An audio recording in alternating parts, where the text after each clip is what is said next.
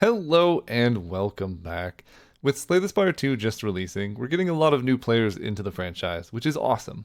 But a lot of them are realizing that this game is very challenging. So I'm getting a lot of YouTube comments saying, "Oh, this game's really hard. I've done 20 runs and I can't beat Act 2," stuff like that. So I figured I would make one video to just comprehensively cover why you're losing and how to fix it. Because this game, it is challenging. So this is going to be a very comprehensive video. We're going to start with the RNG Illusion. Then I'm going to have a thing diagnosing where you die. We'll kind of talk about that throughout the video. So if you're dying consistently in one specific act or one specific place, you can jump ahead and find that, and I'll talk about it. Then we'll talk about how to read a map. Pathing, especially in Act 1, is one of the biggest reasons why newer players tend to die. Then we'll have some checkpoints for each act, like what should you actually be doing in Act 1? What should you be doing in Act 2? What things are you trying to accomplish in each act? And how does that make an overall game plan to get you to actually win the game? Then we'll talk about building an archetype library. Instead of, if you know how to play one build for a character, that's great. But that introduces variance because you can't force the same build every time. You're not always going to see the same cards. So getting a library of cards you know how to play successfully will lead to overall higher win rates. And then making bad draws impossible. And then lastly, a failed run autopsy. The most common comment I see about Slay the Spire is that this game is very RNG based. Like this one, I don't believe you died only once up to Ascension 7. This game is so RNG based, you will always get screwed from stuff that is out of your control. I followed your guide to the T and I still can't beat Ascension 8.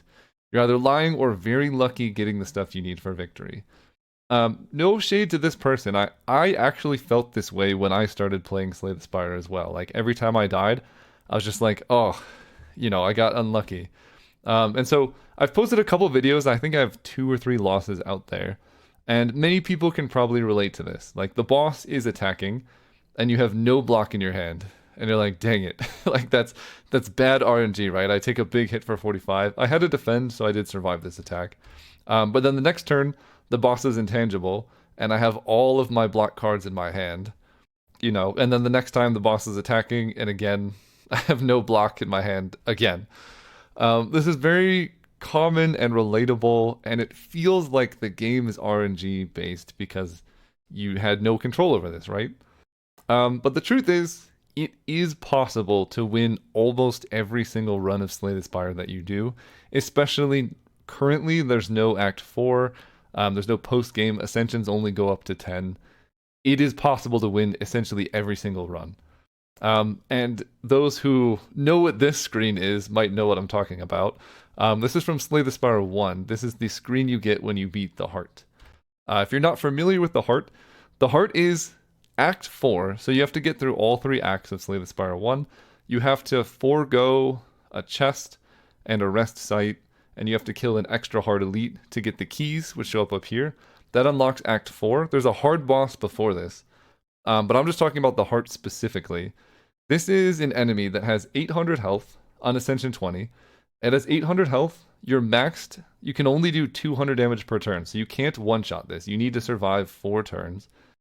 It does 2 damage to you every single time you play any card, and it attacks for like 60 to 70, alternating between big hits and multi-hit attacks.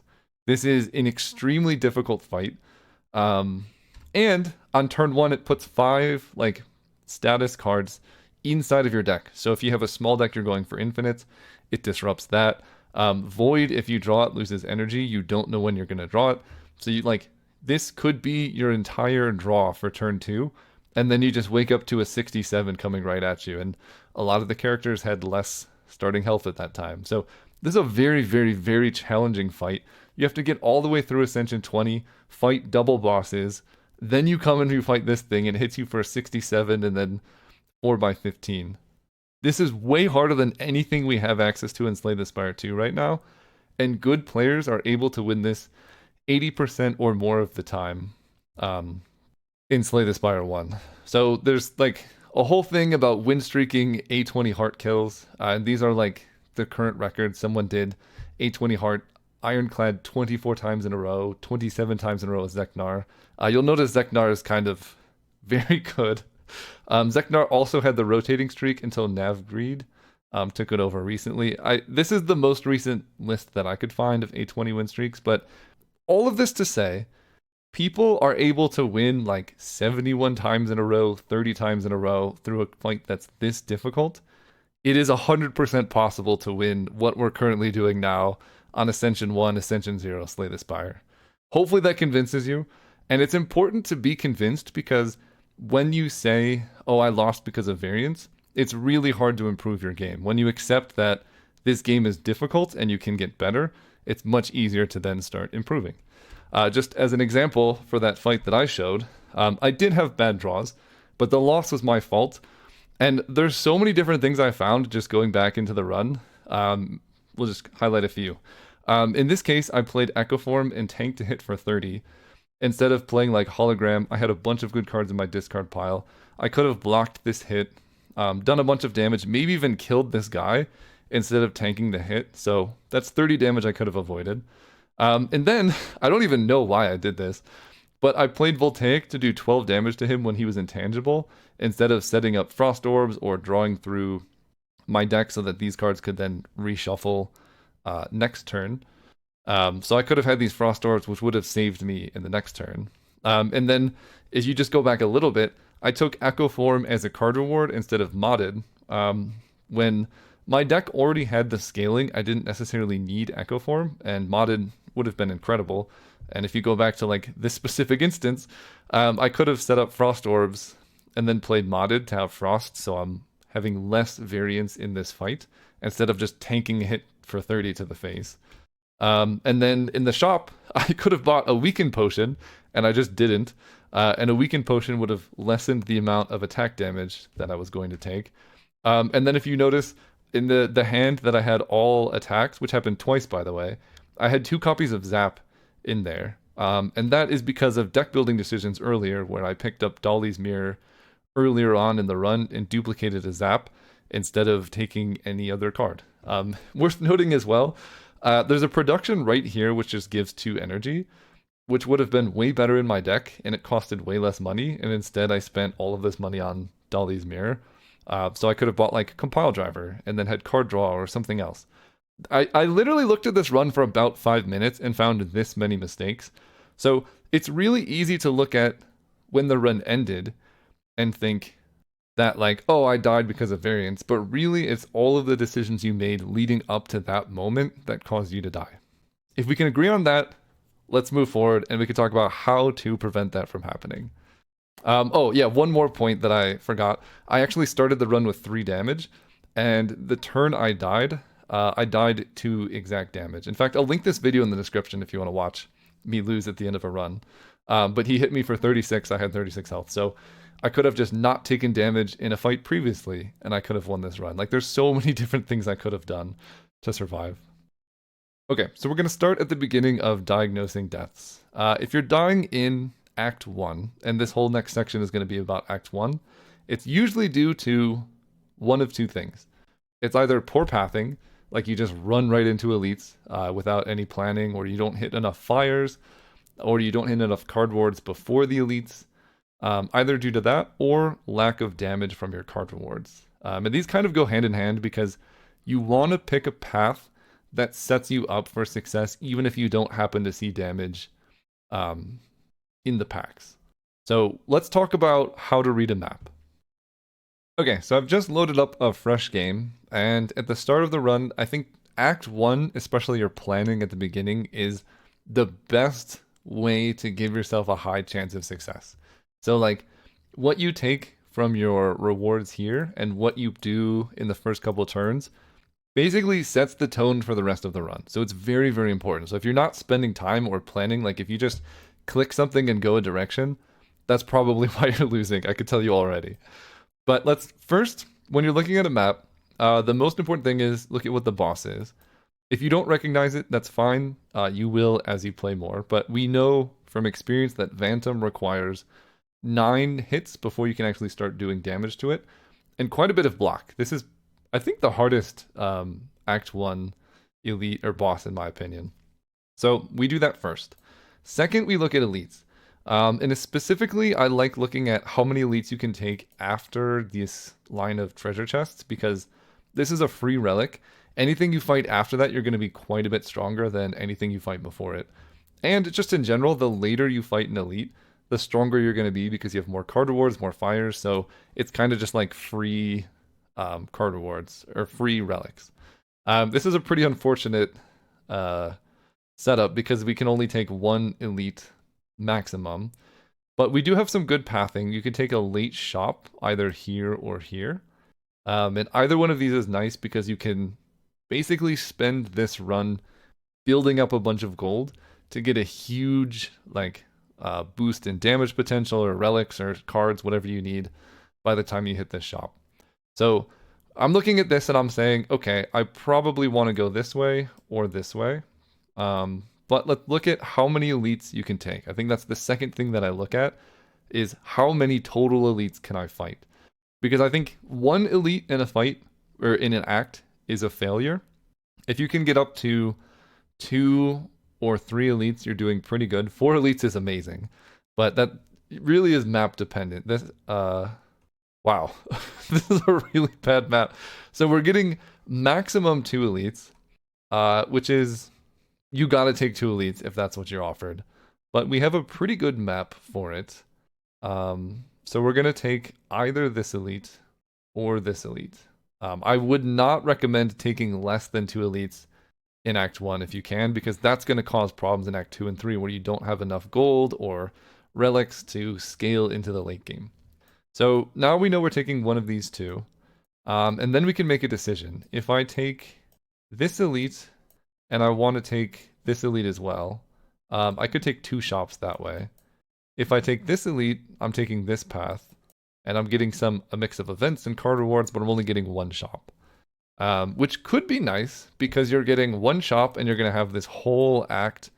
You know, you probably take this way into this way.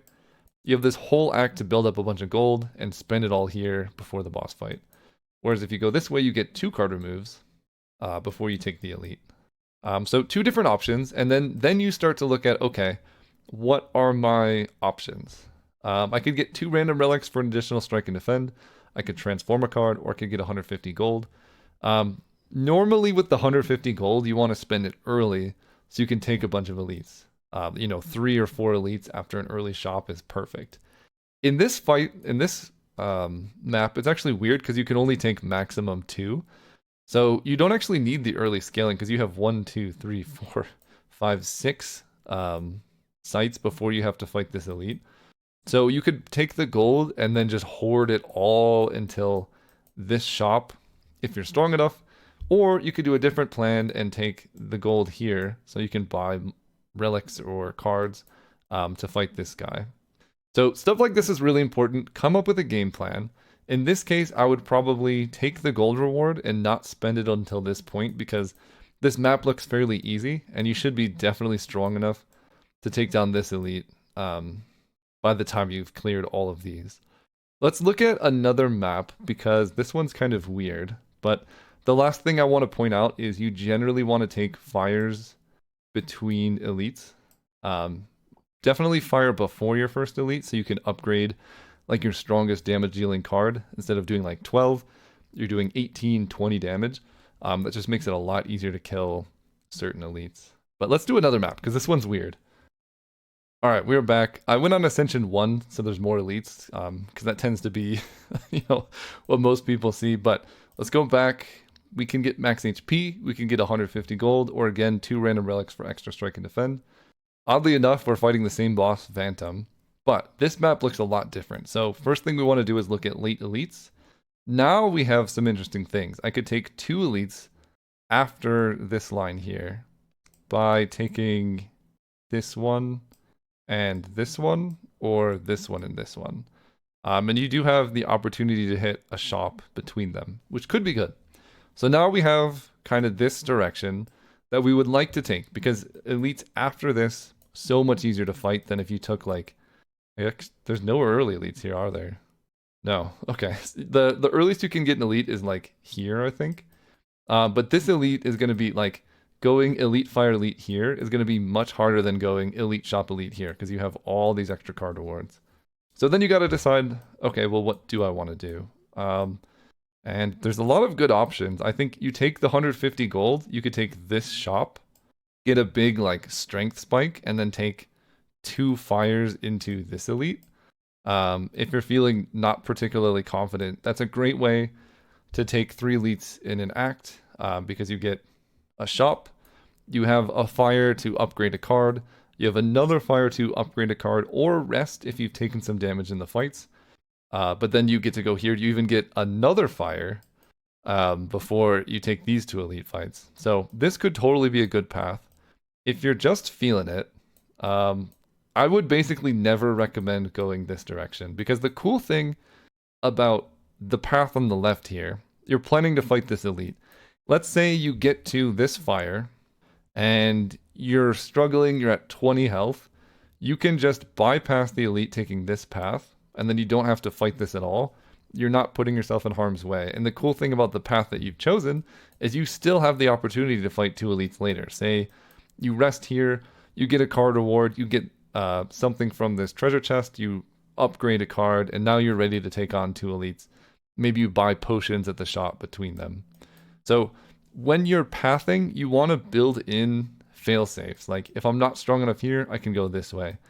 If you take this path, this is almost a surefire way to die because it's just combat, combat, combat, combat, combat, elite. If you're struggling, like you might be resting and then taking elite and then, you know, you're going to have a really hard time. So paths like this, I would only take if you get a really strong reward from Niao, like random rare card ends up being like a hyper beam on the defect or something that can just kill every single enemy you're going to fight. Otherwise, I would steer clear of paths that have only one single direction, unless it's like full of fires and rest sites and shops and very favorable. Okay, so you've set your path, you know what direction you're taking, and you get to your first fight. What are you supposed to be doing from the first fight up until the elite? For the most part, you're increasing your potential damage output. There's a lot of good commons on most of the characters that can do a lot of damage. On the Necrobinder, Defiled does 13. You got like Headbutt, Perfected Strike, Flatten. Just cards that do more than 6 damage are great to take because the base strike only does 6 damage. And the reason you're trying to improve your damage output is elites take a lot of hits to kill. This is an example of elite. It has 140 health. Now, if you're just going with the base deck, the most damage you can possibly do is 3 strikes for 18. So if you just had the base deck and you did maximum possible damage, this fight is going to take you 8 turns to kill this guy. And he's hitting you for like 20 damage every single turn. You're not going to make it out of there alive. So you're taking damage cards to improve your damage output so you can clear the elites before they kill you. Generally, a rough benchmark to aim for is being able to hit about 100 damage in 3 turns. Will put you in a pretty good place. If you have some block, it can help, you know, boost the damage up. But how do you do 100 damage in 3 turns? Well, you get a couple cards like Defile. You get like a Flatten. You combine that with your strikes. Instead of taking 7, you basically need to boost the average damage of cards you're playing up to 12. Or you can have Vulnerable. Especially early elites, you can use potions to take them out. But you really need damage quickly because no amount of blocking is going to get you out of this fight alive if you can't kill this thing quickly because you're not able to block for 17 reliably. And most elites scale their damage up every single turn. So the only way to reliably take down an elite is to just kill it. If you take no block cards but all damage, that's way better than taking all block and no damage. And then the last kind of thing you need to consider for Act 1 is shops. There's 2 different ways to look at shops. Shops can be great for card removes. If you're taking multiple shops, I would definitely consider multiple card removes because card removes stack nicely together. The more cards you remove from your deck, the fewer other cards you need to make a high impact, right? If you take 1 Reap and your deck has 30 cards in it, it's not going to be very impactful. But if you take a Reap and your deck has 8 cards in it, you're going to see this like every other turn. And this is such an easy way to hit 100 damage in 3 turns. You just play Reap 3 times, right? So You can go for card removes. If you have, most relics are around 280, 300 gold. So if you're above 300 gold, you could be looking to get a relic. And a relic will give you permanent scaling for your character going into Act 2 and 3. I like taking relics if you take like the first act we looked at when you're taking a shop at the end. You've had time to build into it, and especially if there aren't enough elites for you to take on the map. If you're only fighting 2, you can kind of invest your money in relics. It's like you killed the 3rd elite because you got that relic. If you're taking an early shop before an elite fight, and you don't have good cards, you can take damage from the shop. You're always going to see some attacks here. And this shop is actually great for damage. You can give vulnerable, do 11 damage to everything, take the reap. Like, this is a huge spike in how much damage you can do. So shops are great. You generally don't want to take a shop if you have less than 100 gold. So like 50 gold, not a great time to go to a shop unless you're like dying for a potion. And then lastly, you could grab a potion. This like fire potion is just a flat 20 damage boost. That can help you, if your deck is only capable of doing 80 damage in 3 turns, a fire potion can push that over the edge so you can kill the elite. And then after you kill the first elite, it's much easier to then kill future elites. Your damage keeps snowballing. So checkpoints that you want to hit for every step in Act 1 in order. Number 1, take damage cards. You got to be able to kill stuff before you can do anything else. So when you start the act, you just want to be improving your damage for at least the first 3 steps. If there's like a broken rare or an archetype card, you can take it over the damage card. Just know your output might be less and you have to path accordingly. Next, you want to aim to take at least 3 elites in an act. Later elites are better. 2 elites can be okay if you get a lot of card rewards and you get good scaling. 1 elite, I would say, is a failure of Act 1. If you're only getting 1 elite a lot of the time, that's probably why you're dying in Act 2 and 3. You're just not getting enough gold and relics to make you stronger later on. Most importantly is pathing with options. Don't take 1 death path into like 3 elites back to back with no fires between them. That's a good way to die in Act 1. So if you're dying in Act 1, you're probably not taking paths with options. Importantly, rest sites. I would say try not to rest if your HP is above 50% of your max health. This isn't a hard rule, but in general, like upgrading a card could prevent you from losing more life than resting would. If you kill the boss faster, let's say you have a great damage card, you upgrade it, you can kill the boss faster, so you're going to lose less health with an upgraded card than you would if you rested beforehand. And then the next elite fight, you have that upgraded card to be stronger and you upgrade again. Like, every decision you make accumulates over time. So if you don't have to rest, try not to rest and just upgrade your good cards. Sometimes you have to rest, that's fine. And then lastly, use your potions. They're there for a reason. You can use potions fairly aggressively, especially in the first elite you fight. Because you could take 25 to 40 damage from the first elite.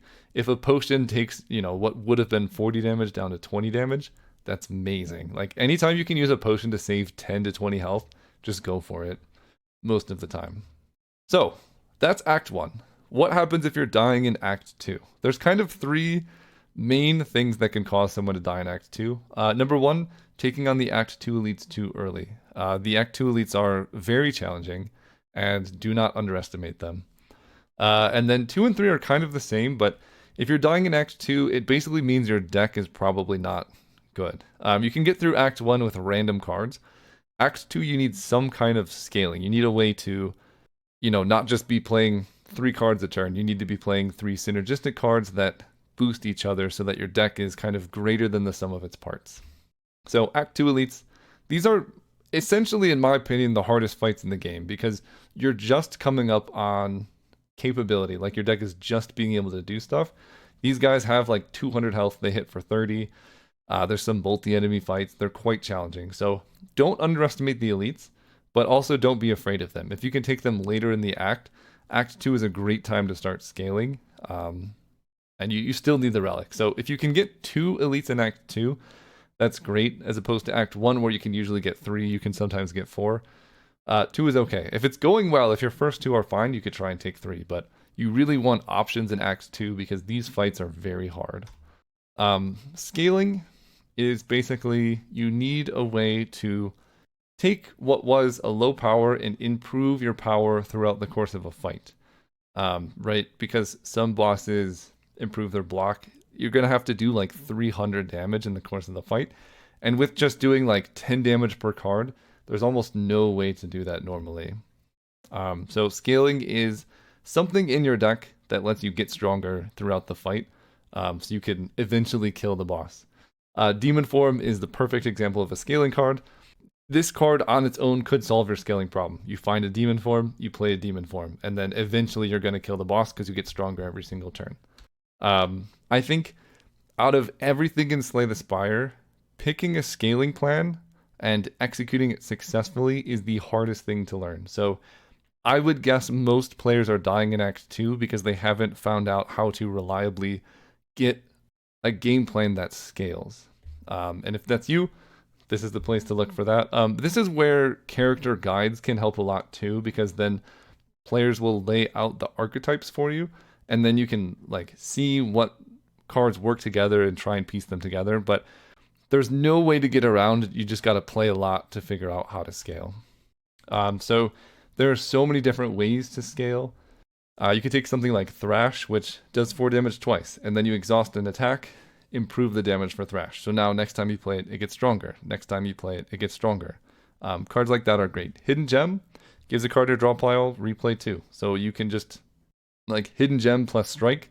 Your Strike, attacks 3 times, and the next time it attacks 5 times. This isn't the most reliable scaling, but it is, a good example of scaling. And then another example of scaling is something that makes other cards do more stuff. So like if you have Haunt as a power, whenever you play a soul, a random enemy loses 6 HP, you're not like growing a number bigger like you are in Thrash, but you're improving what your deck does while you're just playing cards, right? Because you're gonna, in a Necrobinder deck, get some soul eventually, so this gives you some passive damage that you can use to win a fight. Some other examples of scaling, Echo Form is a very easy example of scaling, just the first card is played an extra time, so you can play that, and now you have double casting for the rest of the fight. You're quite a bit stronger. There's cards that you have to kind of build throughout the run, like Banshee's Cry, where it starts out as a 6 cost, and then you need to play ethereal cards to make it cheaper. So you're scaling in a sense that this goes from 6 to 4 to 2. When Banshee's Cry becomes free, things get really fun. So that's a different kind of scaling. And then the last form of scaling, well, there's more than just this, but the last common one is removing the bad cards from your deck in the middle of the fight. So Exhaust is quite good for this. Transform with the Regent is also good for this. You can watch my guide on the Regent to talk about that. But something like Stoke, imagine you have Stoke with like all of the strikes in your deck in your hand. You just play Stoke, all the strikes are no longer in your deck. So you've just thinned your deck. When they say thinning, they mean making it smaller and getting rid of the bad cards, so it's just all good cards. That's an easy way to scale your deck, because now you're not drawing bad stuff later on. So these are just a couple, and over time you will figure this out. This is good. You can watch content to see how other players play and scale, but there's no way to get around. You just got to play games to get this experience. So once you figure out a way of scaling, let's say you've learned Demon Form is great. Taking Demon Form can just solve Act 2 for you, because now you have a way to get stronger. That's great, but what if you don't see Demon Form? What do you do then? How do you do scaling? And this is where we get to the idea of an Archetype Library, which is you need to have more than one possible build that you can make so that you can adapt based on what cards are given, rather than just saying, oh, I can beat Act 2 if I see Demon Form. You're not always going to see it, right? And then you might feel like it's RNG against you, but it's really you need to expand your horizons to get a new archetype. So let's say you play another run, you try Bully, and you're like, oh, this scales based on number of vulnerable cards. So you try it, you build a Bully build, they have vulnerable, that's great. What if you don't see either of these two? Then you do another run. Maybe you figure out Body Slam plus Block helps you kill them. And so over time, you're building this library of, how can I improve my damage over time to be able to take on the Act 2 elites? And you just keep going, and eventually you're going to have played all of these cards, and know what situations they're good, what situations they're not. The best way to do this is just playing or watching good players play to see what they do. But eventually you're going to get to a point where pretty much every single card you see, you'll know what to do with that card. And that's how you start really winning, because you're not just forcing demon form or bust, right? Oh, this is how I win games. Or let's say you know how to like grow your strength with Fight Me, and you have that build. But if you're just trying to force one build every time, you're just going to die. So building an archetype library, just getting experience with cards and scaling with those cards is the best way to get better at this game for Act 2. So what I would recommend, try new cards, learn how they work. You're going to lose sometimes. You might not figure it out. If you need help, there's tons of guides being put out. I've been putting out some guides. I've got some videos just showing how to play the characters. Gameplay is a great way to learn how to play the character too. So you've got a lot of options here. Some other things in Act 2 and 3, especially newer players tend to always pick cards. And in Act 1, you generally want to be picking cards at least for the first like 4 card rewards, because everything's better than your starting deck. Act 2 is where you want to start focusing your deck in, right? You've got this archetype library, you're building towards something specific. So if the cards in the card reward don't add towards that specific thing you're building towards, you can skip them. You don't have to keep putting cards in your deck. Because what can happen is you can end up with an unfocused deck where you might have the archetype built out, but if you have like a bunch of random cards, you can get opening hands like this, where all of these cards are fine, but they don't really come together to make like a cohesive whole. Whereas if you're going for a focus deck, right, this is like kind of all in body slam. You're doing damage equal to your block, and you're blocking, and then your attack gives you block. And this is kind of the direction you want to head if you're building a body slam deck, is just focusing in so that your deck is able to do the thing that you're trying to do more often. The simple example I go back to is like, if you are building a demon form deck, if you just add non-demon form cards, it makes it harder for you to find the card that scales your deck up.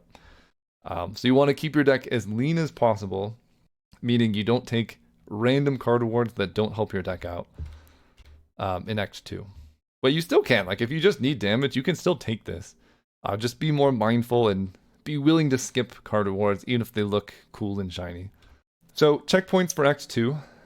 Build a scaling. That's probably the single most important thing. If you're dying in Act 2, you don't have scaling. Your deck's probably not focused, or you're not, like, putting together an archetype, which, again, is very hard. I'm not saying it's not hard, but with practice, I promise you can get there.